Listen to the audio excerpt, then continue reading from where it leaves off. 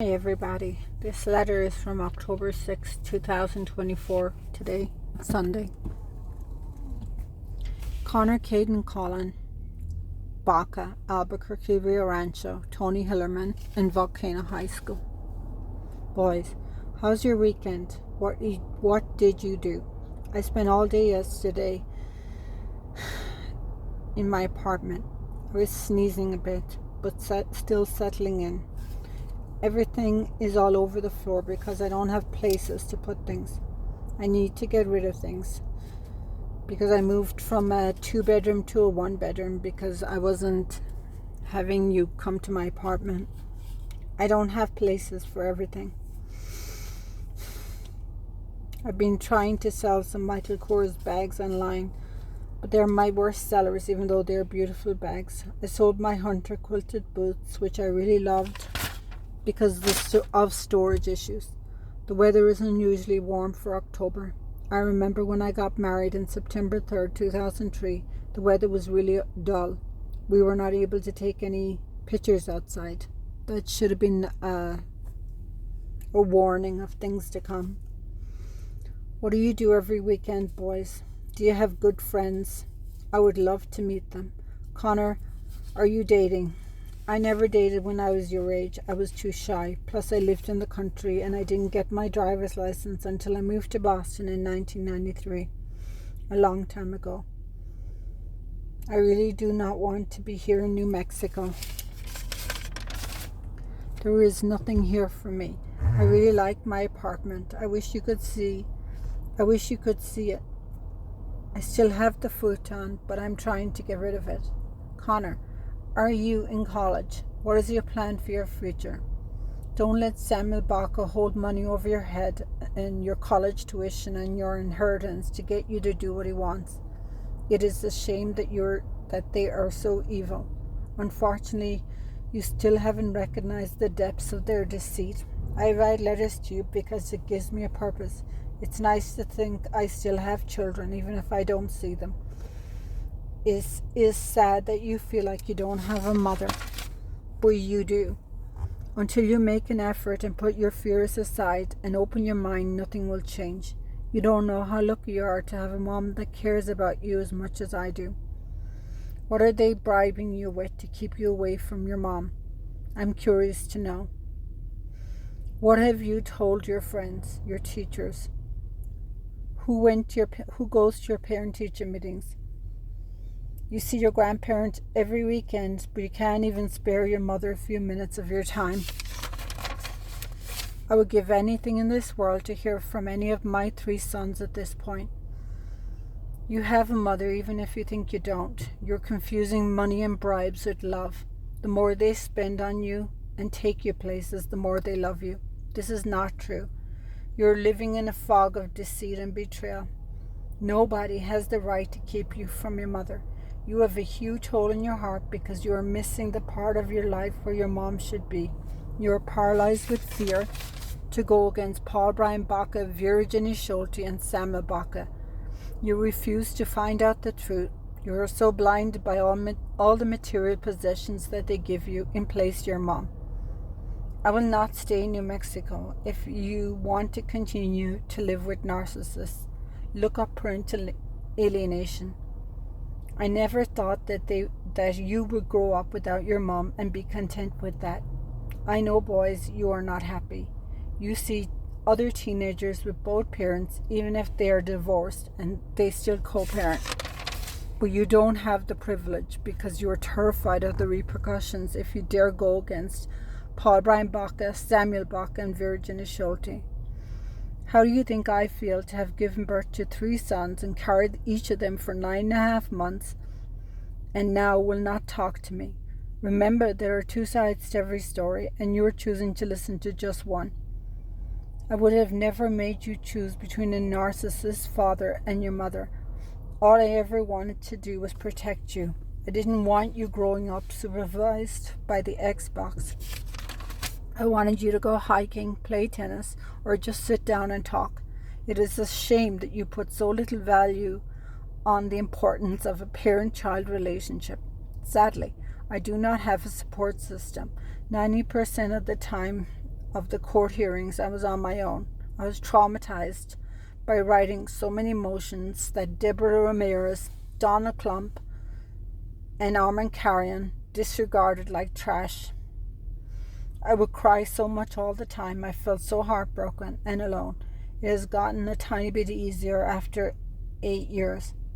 I thought after posting so many letters I would be flooded with support from kind and caring people that wanted to help. I never knew I would still be on this journey alone. I thought there would be a lot more faith in humanity. Apparently, people read my letters and it doesn't mean anything to them. I write the letters for my children in the hope that it will strike a chord with them, that some tiny part of them still cares about their biological mom. Can you imagine writing letters every day and never getting a response? I want to know that my 3 sons still care about their mother. Boys, you will get older. Hopefully you will be independent and you will realize that my mother really cared about me. I don't have the privilege of seeing you or calling you or finding out how your day is like other mothers. Simple things. Instead, I get blacklisted by my own 3 children, my own 3 sons. I was not given that right to be a mom. Someone that gets to nourish their children's minds and hearts and watch them grow into handsome, happy young men. I went to my father's funeral last year in October on my own. I got to meet all your beautiful cousins from Europe, and each one asked about my 3 sons and where they were. They wanted to meet you boys so much. It was hard seeing all of my nieces and nephews and knowing I did not have that with my own 3 sons. I couldn't even tell them what grade you were in or anything parents get to talk about. Nothing about your teachers or your friends or what you wanted to do when you grow up or what you wanted to do in college. It was a bittersweet and lonely experience. I ended up getting into Albuquerque at 11 p.m. at night. No children there to greet me or ask me how everything went. He will be deceased a year this month, October 11th. I hope you read my letters, boys. I hope you, Connor, Kate, and Colin, no matter what happens, still love your mom. I'm not asking for a lot. All I'm asking for, Connor, Kate, and Colin, is that you allow me to share in your life. I know we will have many hurdles to cross, but I know if you learn to leave your guard down, in time things will get easier. I hope you have a beautiful, happy Sunday. I am sure you went to the Balloon Fest and the State Fair. Connor, I don't understand after all this time why you still refuse to reach out to your mother. You're 18 now, a legal adult, and they have no right to stop you. Give me a chance, let your wall down. I hurt just as much as you do. Nobody is encouraging my children to reach out to me. They can see all the pain this experience has caused me, all the mental struggle of waking up every day and hoping that today will be the day things will be different. I am consumed by wanting and hoping to talk to my children. In my mind, I pray every day that God will see my pain and say enough is enough. This mother doesn't deserve to be treated like this. If my children cared, they would do what is right, no matter how hard and inconvenient it is. They have learned to go about their day like I don't exist. I might as well be dead in their eyes. They're forgetting the love and joy we had when they were young, before all of this nightmare began in 2016. I had so much hopes and dreams and passion for my children.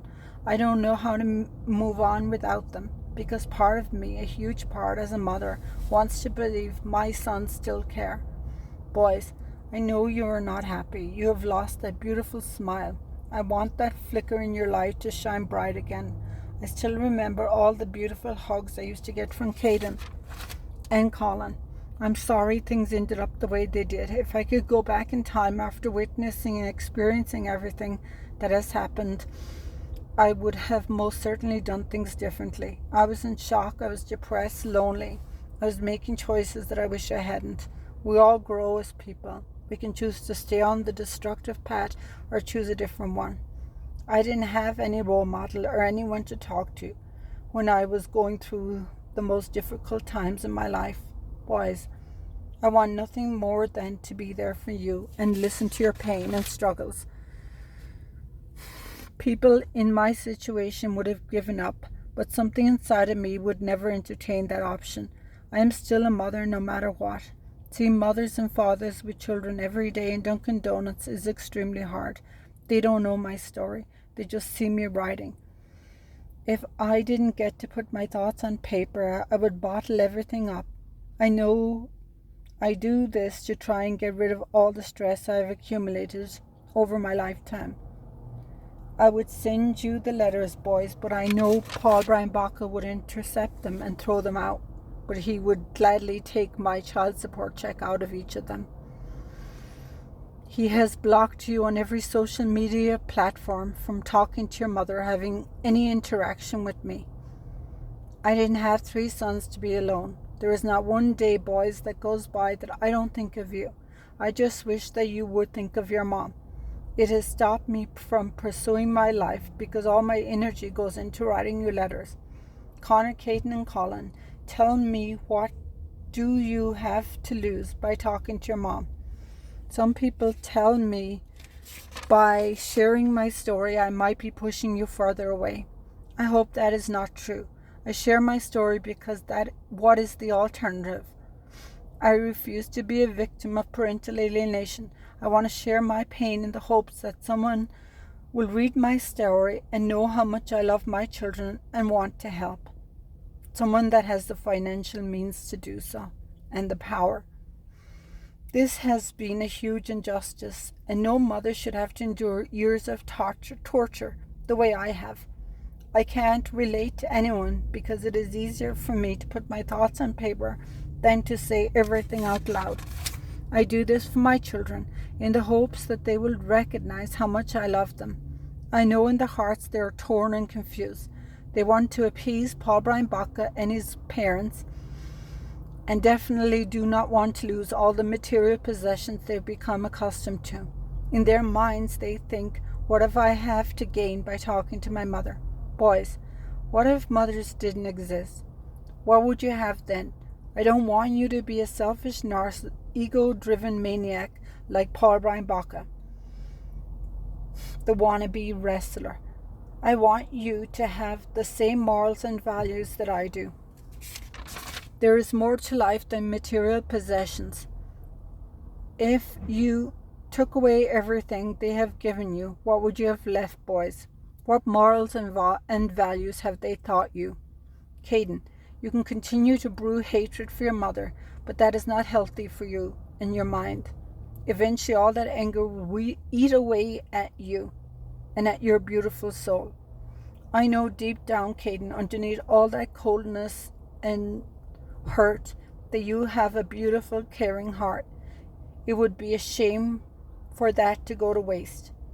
I don't know how long it will take for you to open your eyes and see everything that has happened, and remember, I want you to remember all the beautiful memories we shared together. I don't want your heart to be full of pain and anger. I remember how much you and Colin were so close and how much you used to laugh together. It is a shame that the New Mexico family court never got to see the precious moments we shared. One of my favorite things I got to do with you boys was take pictures. I loved to see all your milestones, how happy you were. I wanted you to have the childhood I didn't. My strength and love for you is what keeps me going. I don't want to go another 8 years and for them to get more angry and hurt and at their mom. Connor, Caden, and Colin, if I did not care, I would not write you letters. I am all alone in New Mexico. A huge part of me wants to leave, but then there's this other part of me that is holding on to hope. I am afraid that distance will make things worse. Boys, I want you to be happy too. There is only so much a mother can do. You can continue to hate me and ignore my letters, or you can do what is right. All I can tell you is I love you with all my heart, and I hope in time you will learn to love me back. I don't want to go through my life having questions or being angry. I have had so much anger over the years, just like you boys. But I know that is not healthy for my mind. People take the time to read my letters, to know There are two sides to every story. I hope that I will see the light shine in your eyes again. Please talk to me. I love you always, to the moon and back. My heart will always be open to hearing from you anytime, day or night. Love always, hugs and kisses, Mom.